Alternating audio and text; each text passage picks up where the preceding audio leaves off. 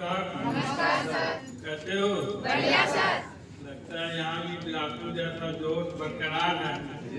वहाँ भी super duper, यहाँ का भी सुपर डुपर हिट हो जाता है।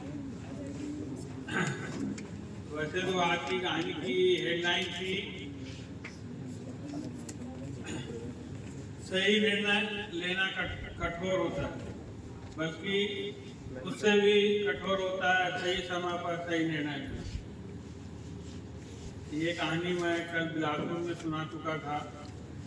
8 बजे करीब पहुंचा तो 9 बजे मैं आराम कर रहा था। मुकेश सर का फोन आया तो सर कल आपका कहानी डे है। तो बोला ठीक है भाई, रिपीट कर दूंगा।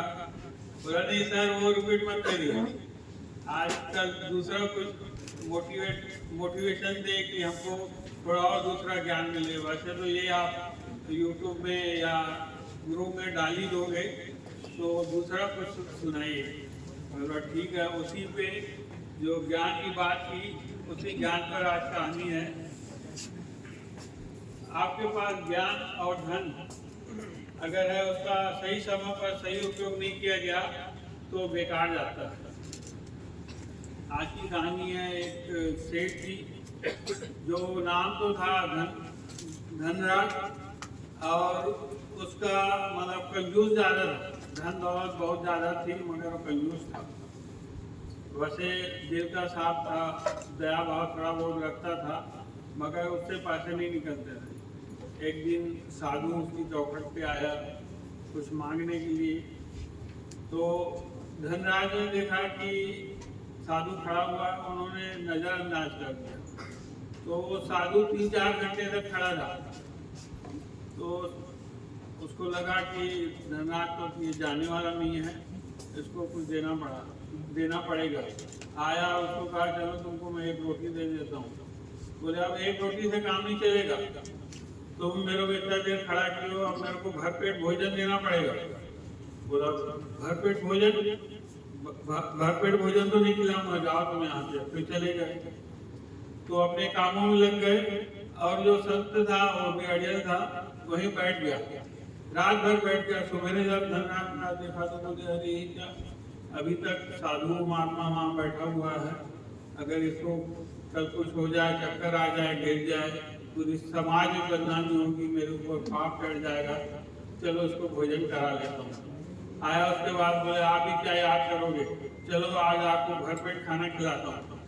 बोले अब मेरी एक और शर्त है, भरपेट खाना खाऊंगा, उसके साथ एक मेरे को कुआं खुदवा के देना पड़ेगा। अरे बोले कुआं की बात कहाँ से आ गई, आपने खाने की बात की थी, बीच में कुआं कहाँ से आ गया। बोला हाँ मेरी यही शर्त है। बोले कुआं तो नहीं खुदवा के दूंगा। फिर वो चले गए। फिर वो जो महाराज था, वो जो साधु था, वो बैठा रहा वहीं पर। दूसरे दिन फिर जब वो उठा, धनराज सुबह देखा, अरे बोले ये तो सही में कुछ हो गया यार, मर गया तो मेरी बदनामी होगी, मेरे को नरक में जाना पड़ेगा, समाज में तू होगी, चलो इसको मैं एक कुआं भी खुदवा देता हूँ। आया, बोले आप महाराज आप जीते और आपको मैं भोजन करवाता हूँ और एक कुआं भी खुदवा देता हूँ। बोले अब एक नहीं 2 कुआं खुदवाना पड़ेगा। अरे वो टेंशन में आ गया। बोले क्या, वो सोचने लगा अभी अगर 2 नहीं मानता हूँ तो फिर कल 4 बोलेगा, इससे अच्छा बोले ठीक है महाराज आप जैसा बोल रहे हो, मैं 2 कुआं खुदवा देता हूँ। तो धनराज सेठ ने 2 कुआं खुदवा दिया आजू बाजू। तो दोनों में से बढ़िया जल आया, शुद्ध जल निकलने लगा।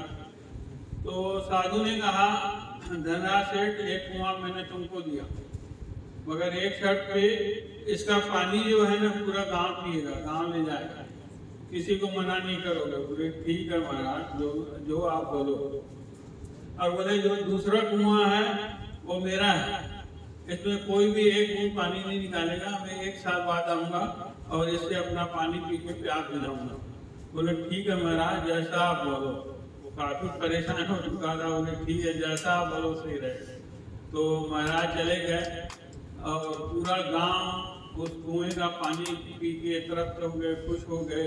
ठंडा शीतल जल दुआएं देने लगे उस साधु को और धनराज सेठ को जिन्होंने कुआं खुदवाया। समय बीतता गया, 1 साल हुआ। 1 साल के बाद साधु आए। तो साधु ने धनाशेठ को बोला, खोलो भाई इसका ढक्कन और पानी पीना है। जैसे ही ढक्कन खोला, पूरे देख के अचरज में पड़ गए। पूरे गांव वाले ने क्या, पूरा कुआं सूखा हुआ है। सब देख के एक दूसरे को देखने लगे। तब साधु ने कहा, ऐसा ही होता है, अगर आप कुएं से पानी लेते रहोगे, निकालते रहोगे, उसमें अच्छा नया शीतल जल आते रहेगा, और उसको आप छोड़ दोगे, या तो सूख जाएगा या तो बेकार हो जाएगा, नाश हो जाएगा, उसका पानी पीने लायक नहीं रहता। यही धनाशेठ तुमको मैं सिखाना चाहता हूँ। जो तुम्हारे पास ज्ञान है, धन है, उसका सही उपयोग करो, पैसे का सही उपयोग करो। नहीं करोगे तो उनके तीन बातें होती है, या तो सदुपयोग करो, या तो नाश करो, या दुरुपयोग करो। अगर सदुपयोग करते हो तो अच्छी बात है, नहीं तो दोनों में से एक हो जाएगा, या तो नाश हो जाएगा या तो दुरुपयोग हो जाएगा। पैसे का सही इस्तेमाल कीजिए। अगर दोस्तों आपके पास संसाधन है तो उससे पहले नाश हो जाए, दुरुपयोग हो जाए, उसके लिए आप सदुपयोग करिए और अच्छे कामों में पैसा लगाइए। धन्यवाद।